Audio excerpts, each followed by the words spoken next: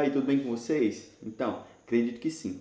Na aula de hoje, tá, a gente vai estudar em um movimento muito importante que acontece na Europa ali século XV, século XVI em diante, e que vai promover aí transformações profundas, né, em toda a sociedade do período, que é a Reforma Protestante. Tá? Vamos ver aqui a Reforma e a Contra-Reforma.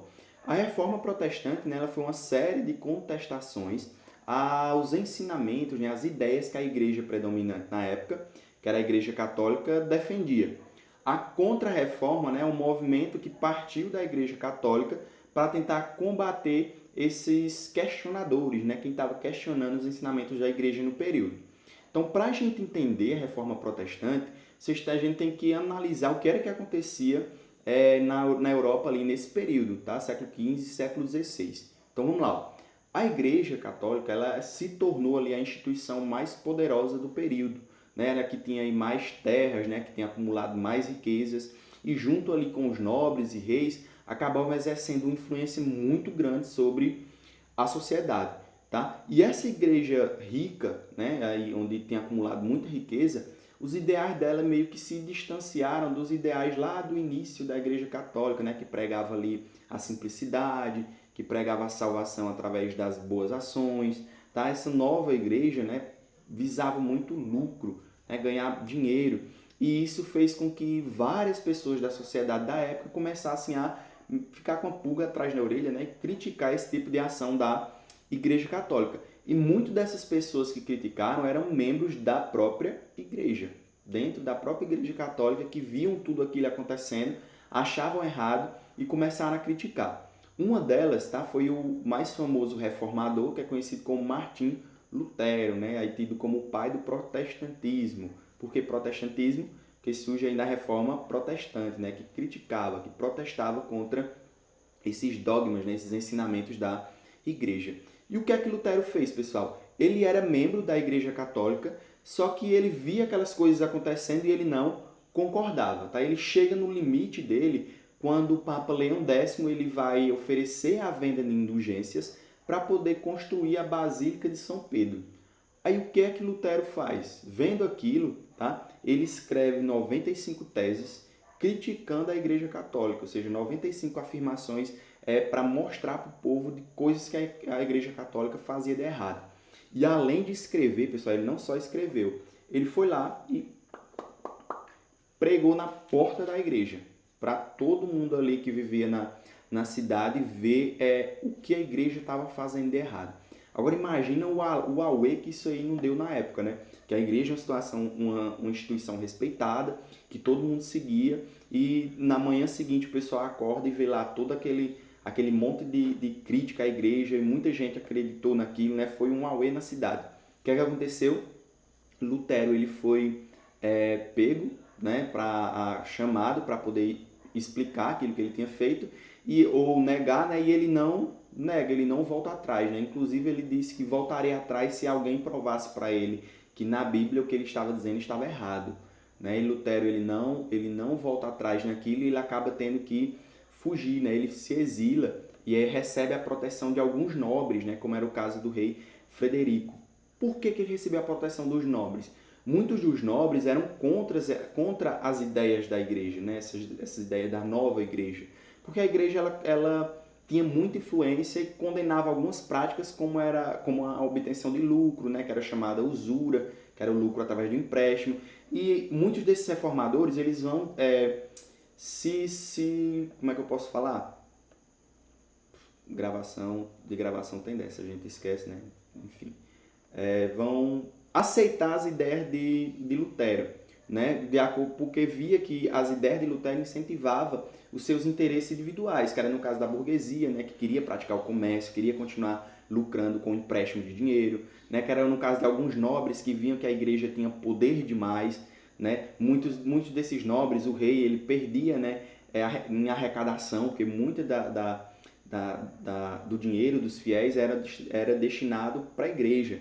Então, muitos dos nobres e burgueses vão se solidarizar com essas ideias dos reformadores. Então, o que é que Lutero faz? Ele se exila, recebe ali a proteção dos nobres e começa a criticar e espalhar suas ideias, né? Uma das primeiras coisas que ele faz é a tradução da Bíblia, Lutero ele traduz a Bíblia para a chamada língua pagã, que era o alemão, a Bíblia lá e outras línguas. A Bíblia era escrita sempre em latim, então as pessoas não tinham acesso ao que estava escrito, né? Quem dominava o latim ou era os membros da própria igreja ou pessoas que tinham um poder aquisitivo maior, que tinham a possibilidade de estudar essa língua.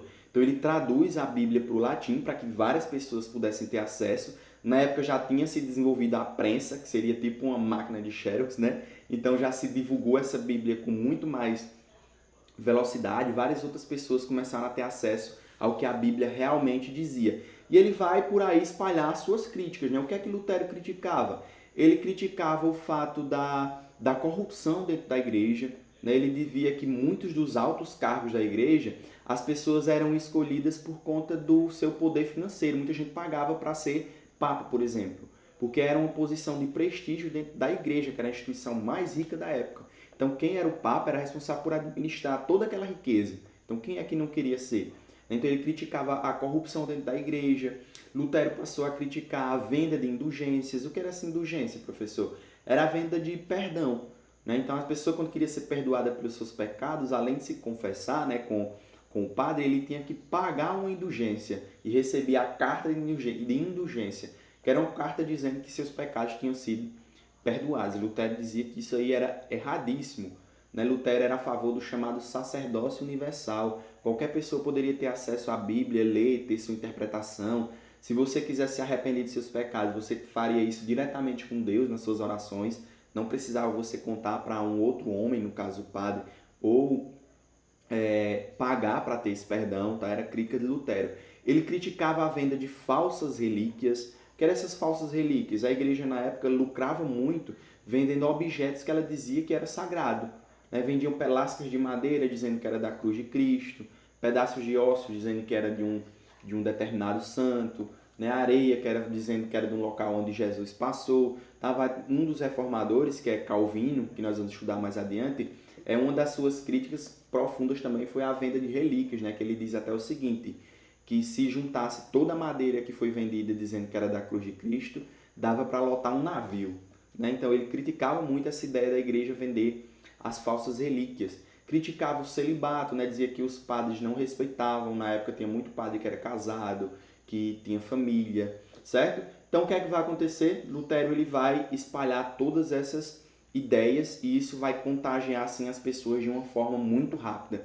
Tá? A reforma protestante vai ganhar muito adepto e as ideias de Lutero vai se espalhar aí por toda a Europa e ele vai conseguir vários seguidores ali fora da Alemanha. Tá? Então Lutero fica ali escondido, aliado com os nobres que oferecem a ele proteção. Vão surgir outros movimentos inspirados em Lutero, que era no caso os anabatistas, só que os anabatistas eles já eram um grupo mais radical. Eles queriam abolir o privilégio dos nobres, queria todo mundo igual, queria a distribuição de terras, não queria que tivesse um grupo mais rico que o outro.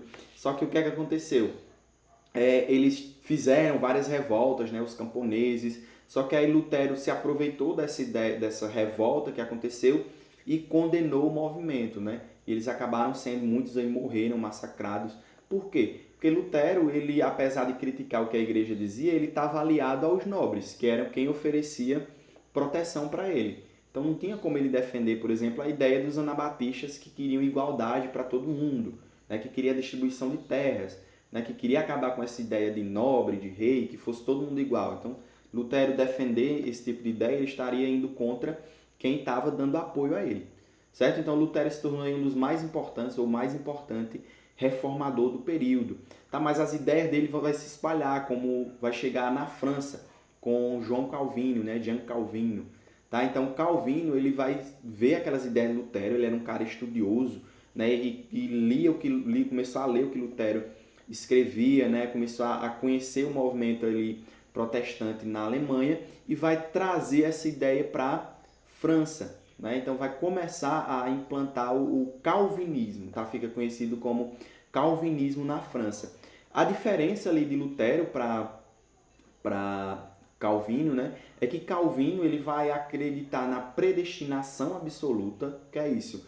Calvino dizia que desde que você nasceu, seu destino já estava traçado, né? Deus já sabia se você ia se salvar ou se você ia direto para o inferno, né? Então, como é que você poderia identificar isso? De acordo com as suas ações. Se na terra você estivesse sendo uma pessoa que ia para a igreja, que rezava, que fazia boas ações, aquilo ali era um sinal de Deus de que você estava predestinado a ser salvo. Tá? E diferente também de Lutero, Calvino ele vai ter uma aliança muito forte com os burgueses, né? Quem eram os burgueses? Os comerciantes. Tá? Então, Calvino ele vai ter uma aliança muito forte com a burguesia, porque ele vai defender a ideia de esforço próprio, né? De que você ter lucro, você lucrar, você enricar, era um sinal de que você tinha sido escolhido para ser salvo. Né? Então, os burgueses, obviamente, que eram comerciantes e queriam lucrar, ganhar cada vez mais dinheiro, e a Igreja Católica condenava aquele tipo de prática deles, é óbvio que eles iam se interessar pelas ideias calvinistas. Né? Certo, pessoal? Então, nós vimos aqui na Alemanha, com Lutero, na França, com Jean Calvino, e esse movimento também vai chegar até a Inglaterra, tá? Quando o rei Henrique VIII ele queria ali se separar da sua esposa, porque ele não conseguia ter herdeiros, né? Filhos homens. A gente sabe que a sociedade da época dava muito privilégio à figura masculina, principalmente dentro da família real, né? Que o herdeiro, o primogênito, né? Era o primeiro ali na linha sucessória, e esse primogênito tem que ser homem. Então, na busca do herdeiro, de um filho homem, né? Henrique VIII ele vai tentar anular seu casamento junto ao Papa, e o Papa ele acaba recusando, né? O Papa ele não faz a separação de Henrique VIII, um novo casamento, e Henrique VIII, já aproveitando todo esse movimento de reforma na Europa, ele acaba rompendo a aliança com a igreja, e com o chamado ato de supremacia, ele cria uma nova igreja, que era o anglicanismo, né? A igreja anglicana, ainda muito presente nos dias atuais na Inglaterra. Então, com esse ato de supremacia, Henrique VIII ele se tornou chefe de Estado, ou seja, ele era o rei, e ao mesmo tempo o chefe religioso. Tá? Então, o anglicanismo aí vai ter muita semelhança com os ideais católicos também, do que se pregava ali na Inglaterra. Certo? Então, é isso que vocês têm que compreender. Tá? Foi um movimento que teve início aí com Lutero, né? As ideias protestantes, e acabaram se espalhando por toda a Europa, e meio que abalando todo aquele poder que a Igreja Católica tinha, tá? E esse movimento, pessoal, vai ter influência inclusive aqui no Brasil, tá? Que nós vamos ver depois com a Contra-Reforma, onde vão surgir aí as ordens missionárias da Igreja Católica, como os jesuítas, né? Que vão acompanhar as expedições mundo afora para tentar trazer mais fiéis para a igreja, né? Então, quando os jesuítas chegam aqui no Brasil para catequizar os índios, era com o objetivo de trazer mais fiéis para a igreja católica, né? Que vinha perdendo muitos fiéis na Europa por conta da reforma e da contra-reforma, tá? Nós vamos ver também que vai haver uma perseguição muito grande aos reformadores e a alguns membros da sociedade, principalmente as mulheres, né? Onde vai surgir a chamada caça às bruxas, né? Muitas mulheres elas vão morrer queimadas na fogueira, acusadas de bruxaria, tá? Mas isso essa parte do conteúdo a gente vai entender porque não é nada disso de bruxa, tá, pessoal? Não vá se assustar aí não. Mas nós vamos ver o porquê mais na próxima aula, tá bom? Então espero que vocês tenham entendido. É isso aí, tchau e bons estudos!